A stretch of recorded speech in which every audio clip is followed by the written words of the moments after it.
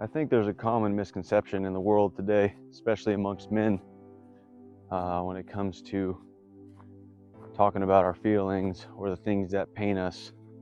I know that was me for a long time, and I've sat in a lot of men's groups and circles and shared my story, but something I learned and something I certainly honor is that it takes more courage, or rather, should I say, it is courageous to be vulnerable. It takes bravery to be transparent, and I don't think that there's a more courageous thing that a person could do than to set in a space of accountability and transparency. Because let's make one thing clear: you are the common denominator in all of your problems. I don't care what kind of trauma you have. I don't care what happened to you. I mean, I do.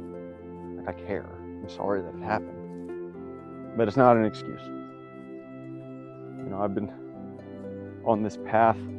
This year I found God. God's given me a purpose. And that's to share my story. It's not to brag or boast, man. I'm here to truly try to inspire folks to keep pushing forward, because the simple fact of the matter is that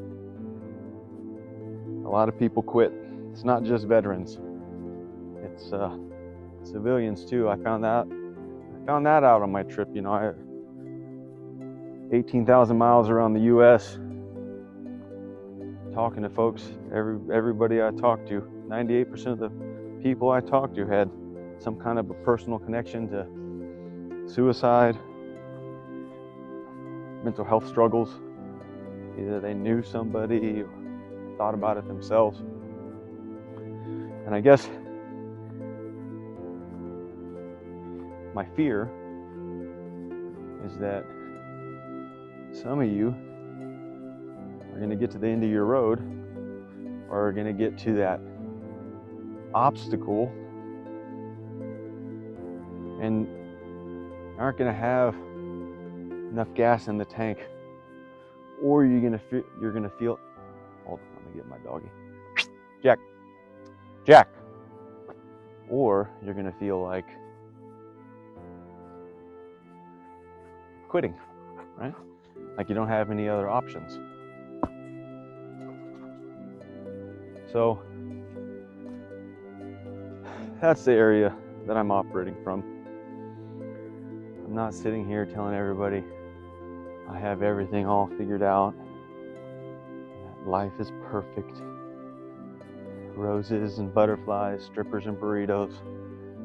Nah. I'm telling you to sit in your pain, to figure out why you hurt, and then just sit with it. And it's the most counterintuitive thing that you can do, especially as a man, right? We don't want to. I think it's a human being thing. Like, the avoidance of pain is pretty instinctive. Ouch, that stove is hot. Don't touch it. And it's burned into your brain. Don't touch hot shit. It hurts, right? And it's kind of the same thing with emotional pain. You go through these experiences, where things happen to you, physical or emotional, right? Mental. But the instinct is to avoid it. And let me just tell you, at 40 years old, I've done all the things.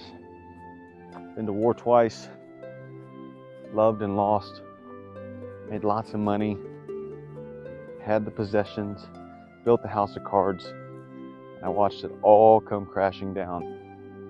And the cold, hard truth is that experience almost broke me. I almost threw in the towel. And I'm not proud of that, but that's just part of my story. I think the lesson there is we got to feel to heal. A friend of mine told me that a couple weeks ago. I really like that one. You got to feel it to heal it. And again, I sit here and I do these TikTok videos. Sometimes I'll spend hours on it, editing and making sure I say exactly what it is that's on my heart, you know, not to don't ever just start this camera just to start the camera. I know I've asked God to allow me to serve Him. So this is how I'm doing it. This is my platform to share my love, to share my heart. And I just hope that anybody hearing this finds their intestinal fortitude, finds their understanding. Oh man. Side note, found some feathers. You know anything about me? Woohoo! My spirit guide is dancing. On a gang of feathers. Something got murdered. I'll make good use of them. I like to twist feathers up. Cowboy hats. If you got a cowboy hat, you want some feathers for your hat, DM me. I'll send them to you. Anyhow. Ooh. I just wanted to share, these are tough times. I know people are going through it. I know the holidays are tough. But I just wanted to encourage men and women to be vulnerable, to own your shit, to stop numbing, avoiding, running, compartmentalizing. I know the common saying is what, like fake it till you make it? Yeah, well, what happens when you don't make it? For me, I felt like that was the end of the road. Time to cash in my chips. And the world we live in is designed, whether you realize it or not, to remove your connection to God.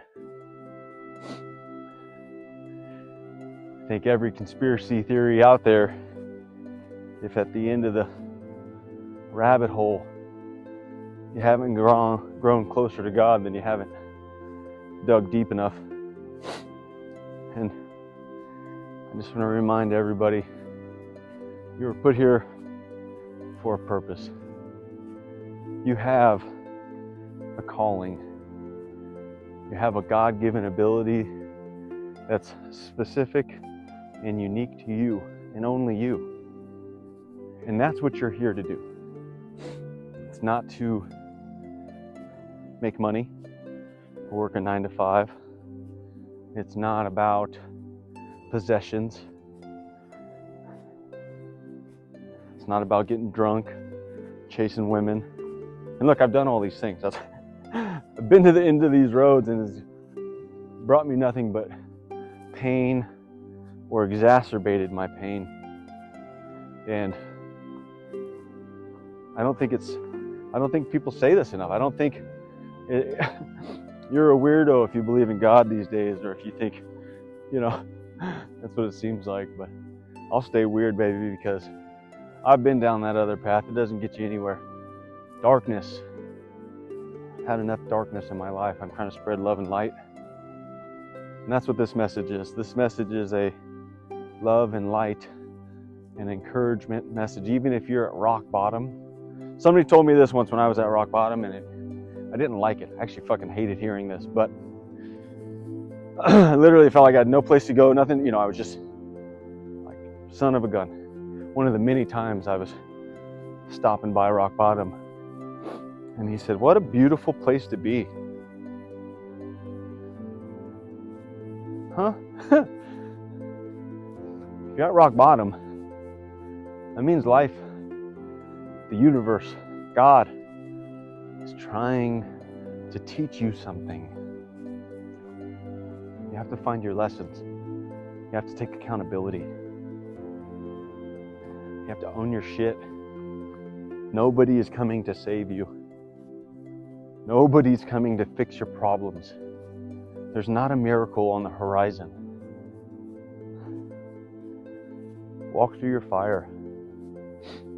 Step onto the path. Rumi said, as you start to walk the way appears.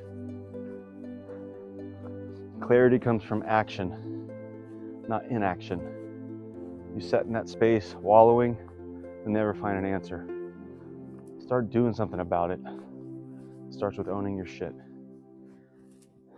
Happy Thanksgiving, everybody.